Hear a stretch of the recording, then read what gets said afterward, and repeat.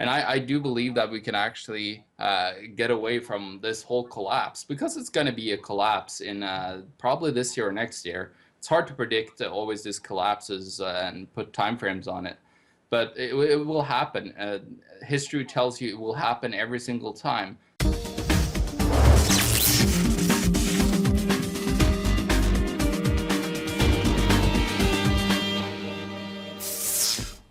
Welcome to Rethinking the Dollar.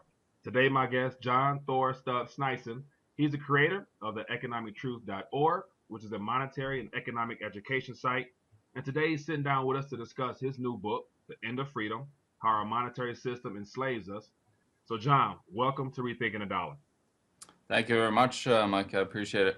I appreciate you sitting down with me today and going over your work. I had a chance to go through the book. I haven't actually haven't read it yet, but from what I've seen inside, you address a lot of important issues. And so typically what I usually do is starting off with the Rethinking Dollar interviews is ask some RTD questions. And the first one today, what comes to mind when you hear the words Rethinking the Dollar?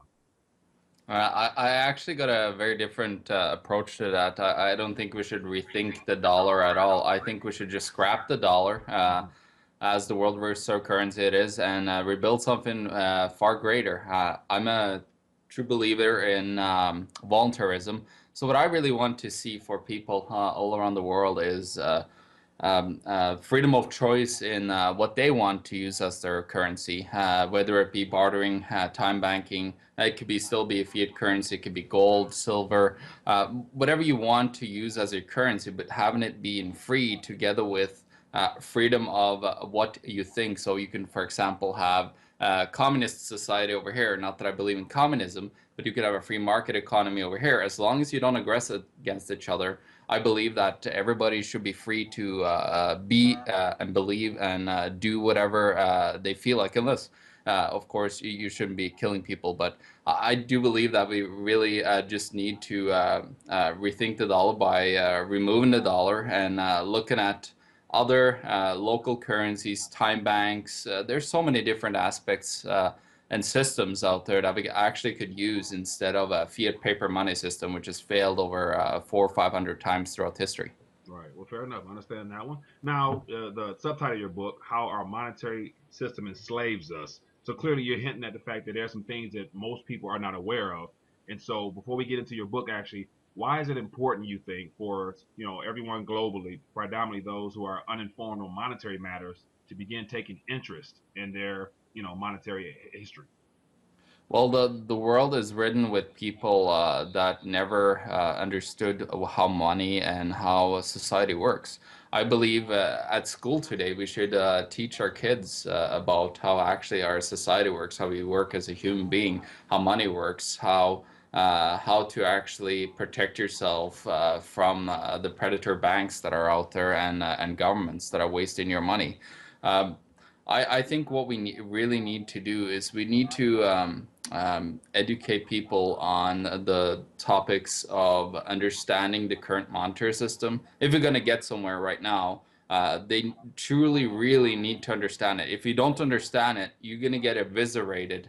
I'm going to give you actually a real life example that's happening right now in Venezuela as an example of what could happen here. So right now in Venezuela, since 2010, gold. I look at gold a lot. That's one of my favorite things and assets to look at.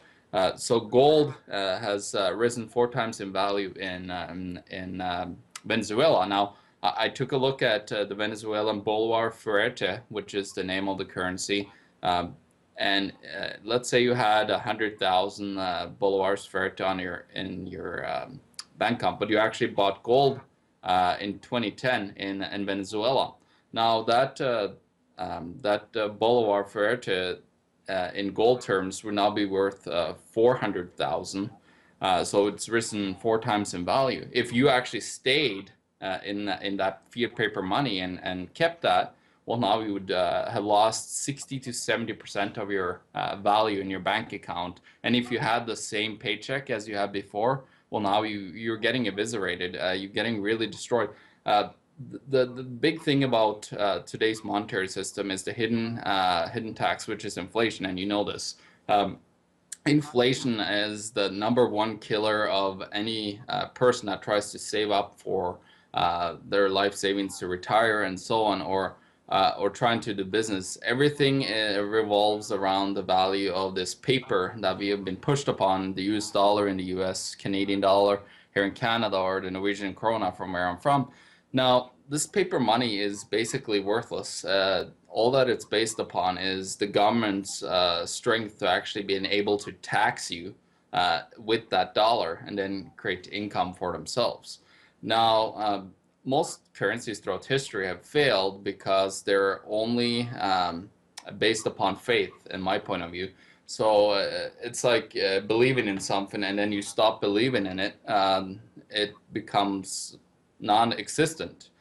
So if you stop believing in your currency, in the US dollar, or I stop believing in the Canadian dollar as a medium of exchange for value, now we end up actually not having that Canadian dollar, US dollar having any value anymore. This happens so many times over history.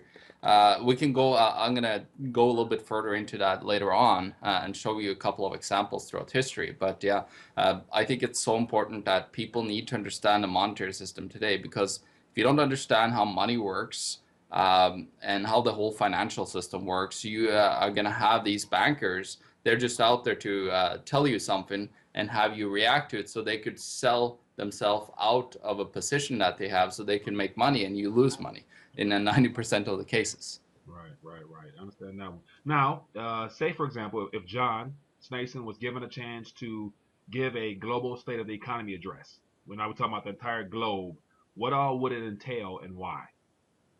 I would say we are all screwed. Our paper monetary system is falling. And then I would say, well, there's a great opportunity actually to start and revamp and rethink the way we think about the way we exchange transactions in this world. There's so many opportunities out there to change everything that we do today, because we're locked into over 1,000. Well, not yeah, it's just over 1,000-year-old system that was invented back in China in 1024. So we need to get past that paradigm of paper, which always these bankers and exchangers or controllers of money and governments will use to enslave you. Now, I would say we really need to go forward on this. And right now we have another great, I call it the Greater Depression coming right now. It started in 2008. Most people say, "Oh, we've been in a recession, blah blah blah." Like we've been in a depression. I call it the Greater Depression since 2008, because our whole monetary system is faltering again. It's been faltering ever since 1971, when it was severed a tie from the gold standard that the United States had, and every single other currency on the planet severed that tie together with the United States through 1971.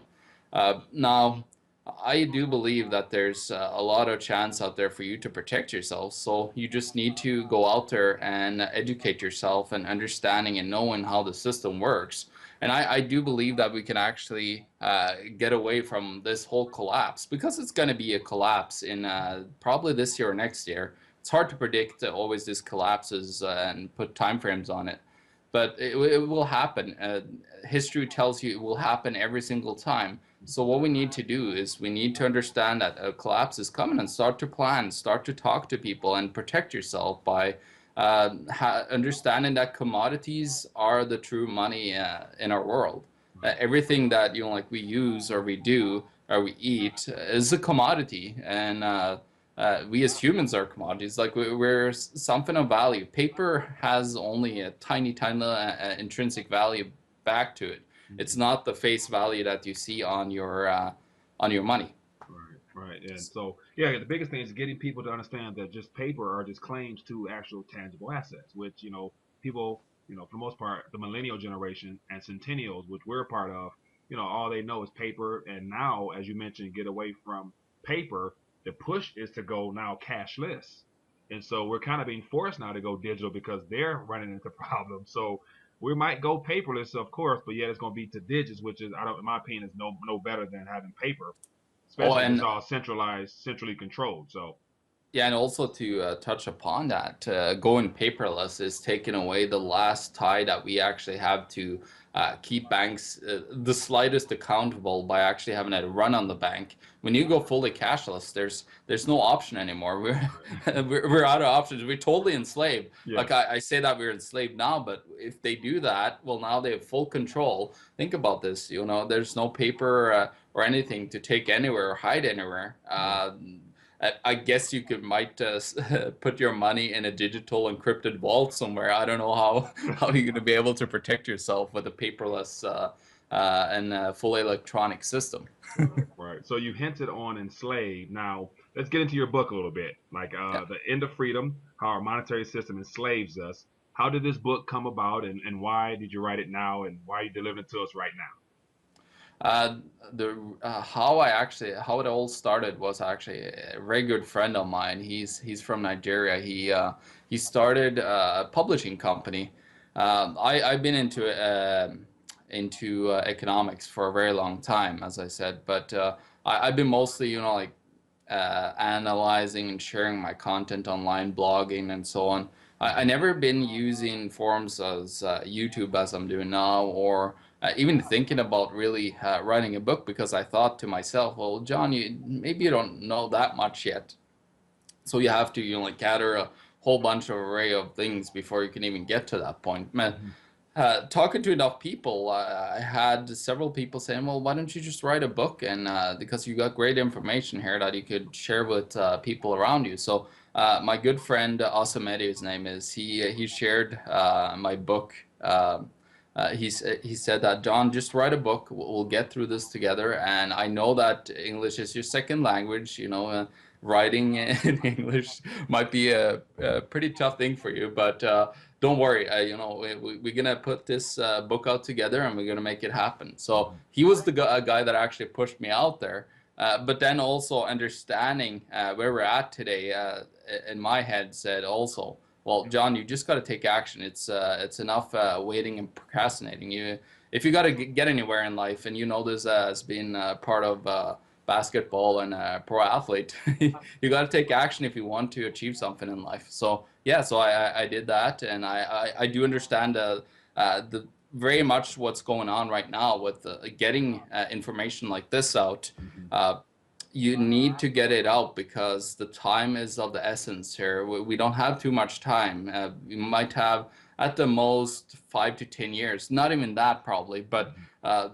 we do need to get this information out. So, you know, like just the urgency that pushed me into doing this and sharing the information, because it's so important for people to know what's going on.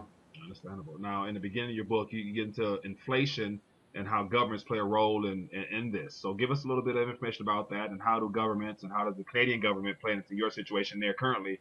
Because I know the Canadian dollar is kind of, doing a little suffering right now as well. So, get into how government plays into inflation. Yeah, government plays into inflation on a couple of levels. Of course, it's them spending a debt into existence, and by them being able to do that now, that money that they spend, that they actually create out of nothing, now goes into the banking system, and now you can start making 10 times more money in the banking system. So they kind of fuel inflation that way by getting into debt themselves and then spending it out into the banking system. And as the money hit the bank accounts, now you have the fractional reserve banking system, which we have all over the world right now, just taking off with that money and creating tons of more money. So it really creates huge inflation. Now, here in Canada, and everywhere else in the world, we have Keynesian economics that people believe in, that run the central banks.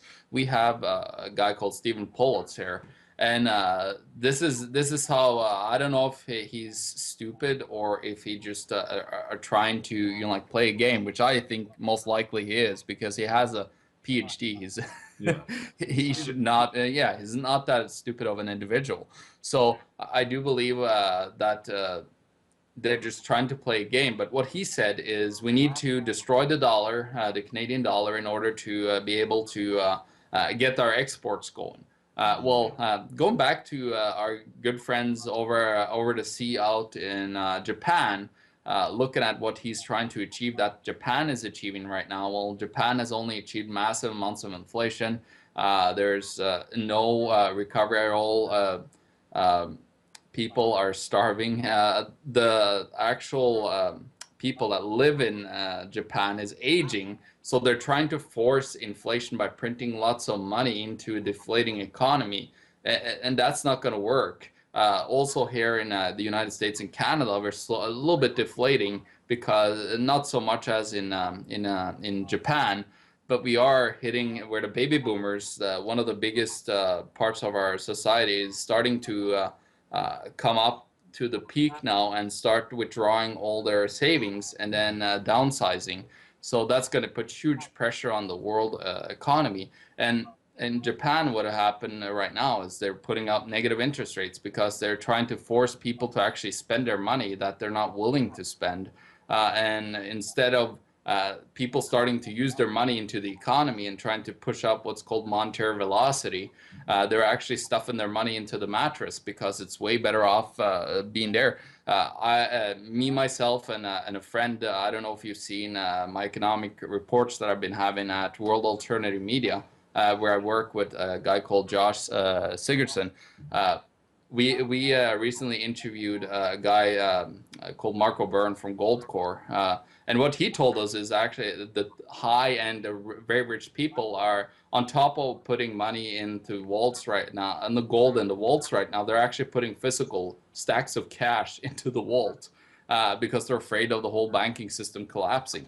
Now, Where's this at? Like, where is this uh, in Canada or Europe. in Europe? Okay, Europe, in Europe. Okay. especially in Europe, Yeah. because the ECB has negative interest rates.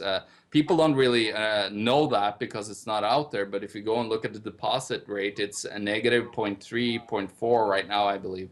So it just shows you that they're run out of ammo and they don't have anything else left to do. Now, let me just show you quickly some instances where inflation has destroyed the currency, and it happens very fast because when people stop believing in the currency, it loses its value quite rapidly. It usually happens around a year. So when it first starts happening, then we know that it's going to happen very fast. Look at Venezuela right now. They had 275% inflation last year. Now they're looking at up to 1,000% inflation. So it's just an evisceration of value that if people believe that the currency has value. Now I'm going to show you one of the most famous one, of course, the Zimbabwean dollar here. Yeah. And you can see right here, they started, with the regular money that we have in many countries. They have, like 1 up to 20. Yeah. But they were quite clever actually, and this is what most of the central bankers do. They actually just push higher and higher by putting just more zeros on the dollars. Now you can see here they went to up to here 50,000. Yeah. So it just goes up, and then of course you get, now we're in the millions right here. You can see. 500,000 all the way to 2 million. Yeah, so it just goes up and up and up, and we're in the billions right Billions. here. Wow, that's a lot of Yeah. zeros. So you see more zeros, and then of course it ended up right around this little bill here, which is quite famous. It's $100 trillion bill. Yeah. From Zimbabwe. Now, when this one came out, I'll tell a quick little story how fast this lost its value when it came out. This one here, 2 of these bought a 2 for a bear when it came out in 2008. Yeah. Now, 3 weeks later, it only bought you 2 bears. So that's how fast it was, over a 5,000% inflation in a couple of weeks. So that just shows you how fast we could lose value. Now there's lots of more. I'll just show you some currency just to show other currencies that have gone bust. This is the Yugoslavian dinar from, and this was created by war. War usually destroys currencies as well. So here you could see it ended up in 500 billion dinara. Yeah. And then I'll show you one last one, which is the most famous one, of course. It's the good old Weimar Republic, where you had the $5 billion bill, and this is what you see the stacks of that people, the kids play around with, and they had wheelbarrows full, and they put in as keeping themselves warm because it was so worthless. Now, Yeah, of course, they didn't print the back of this, which is one of the few currencies in the world that happened with. yeah. They So had yeah, to get them out so quick. yeah, so there you see, like inflation is very destructive if you don't understand that that's where you're going if you have a fiat currency system. Right. And one thing I realized that people are not aware of, and they don't understand how there has never been one single unbacked fiat currency that has lasted as long as the current Federal Reserve note that we're using now has lasted. And so it's inevitable that they all fail. So it's just a matter of time before the Federal Reserve note comes to an end. And so I've gotten to the point where I've kind of distinguished between a dollar and a Federal Reserve note, being that a dollar is a measurement in actuality. Hmm. And of course, most people don't know that. But then we have the Federal Reserve note. So all we know is the Federal Reserve note. So the rethinking dollar concept for me is beginning to tell people that there's multiple forms of legal tender, and one of them being a Federal Reserve note, and the other one being what has been considered a sound dollar or a constitutional dollar. So that whole plays into that plays into the whole rethinking dollar concept. Yeah, So good way to good. good example with those pieces of paper there, because those are different, definitely some historical pieces that people will, Yeah. people look at now as being historical, but yet later on down the line they may have some Federal Reserve notes in their hands as well with those same type of examples. But Yeah, we'll yeah, see. exactly, and it's important to show people physically because visual is one of the best ways to describe it to people, and you can talk stories and talk about this all the time, and if people don't actually see the physical evidence, they're not going to really believe in you. Right, that's true. Now let's get Yeah, into a little bit deeper in your book. In chapter 6, I believe, interest rate apartheid, the new black is bad credit. Give us a little yeah. bit of insight into that chapter there, and what are you referring to there? Yeah, no, well, apartheid was back in the day in South Africa, of course, where there was a big divide between black and whites, which I think it's completely stupid to divide any race or anybody. Everybody is the same. So it's a stupid concept to start with. But what is interesting, though, it actually happens today, Mm-hmm. both for, it doesn't matter what race you're, black, Hispanic, white, whatever you are, we're actually in an apartheid right now in our monetary system because in our monetary system you have the upper elite and the higher up bankers. They could borrow money from close to zero right now, and then they could buy assets and commodities. That's how these guys work because they know that they will buy up assets, real estate, commodities. Because as they buy it now, it increases in value because there's more supply of money chasing it. So they can get and borrow money for nothing, which actually, when you look at their track record on some of these guys, look at 2000, throughout just 1971, the track record of these guys when it comes to borrowing huge amounts of money and then wasting it or going bankrupt and bust, they should literally have to pay 7, 8,000% to borrow money because their track record, they should have a credit score which should be close to 200 if you if you know what I mean. Where most people are forced today, especially the poor people, because that's who suffers the most in this system. They have to go to a payday lender where you have to pay 4 or 5,000% in interest annually to borrow money, which is utterly insane. And then you also have, of course, the credit cards, which is a fantastic business for the big banks because they could charge you 20% interest instead of you going and borrowing at 0% interest that they do. So that's what I see as the interest rate apartheid, I call it, where the poor and most of the middle class are divided from the elite. So yeah, that's like where you have that segregation, I call it, Yeah. that we had with apartheid back in the day. Right, good way of explaining that one. Now, Yeah. as we get more towards the solution side of things, I want to get your take on the Federal Reserve note. What do you see the Federal Reserve note looking like in the next, say, 2, 5, 10 years from now? Uh, Personally, I don't think it's going to exist. But there's some options. Let me actually show you some evidence again of what it could look like. Hmm. There's been, throughout history in the United States, there's been a lot of different fiat currencies, and I Hmm. do believe that they probably will try to push another fiat currency of some sort, maybe with some gold backing or something to it. But you can see here, I'm going to show you actually a couple of examples. This is, of course, the regular Federal Reserve note that Hmm. we have here, which you guys have today. But then there's several other throughout the history of the United States that you guys have had as well. This is actually debt-free money, no Hmm. interest-free. This is money, sorry, money that was started because they wanted to get out of having the privately owned Federal Reserve Hmm. Bank. They actually started, and this was one of the guys that's wanted to print these was JF Kennedy. And Hmm. this is the United States dollar. It's still completely fiat. It's still worthless in my point of view. Right. But he wanted to give the control to the actual people. Now, when you think about a fiat currency, I actually have a friend of mine in the US that maybe you really want to interview because his name is Alan Myers.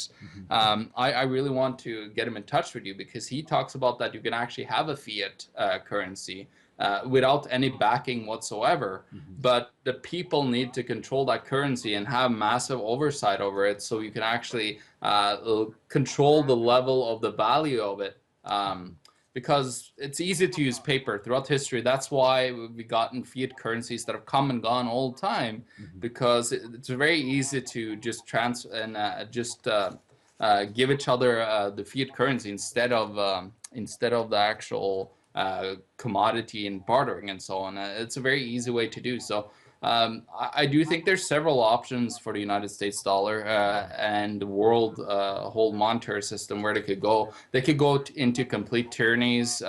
They could go into the full digital currency. There's actually talk right now to create the whole derivative sector, which is 1.5 quadrillion right now. Create a one world currency for the banks to be able to control that whole system, which is quite interesting.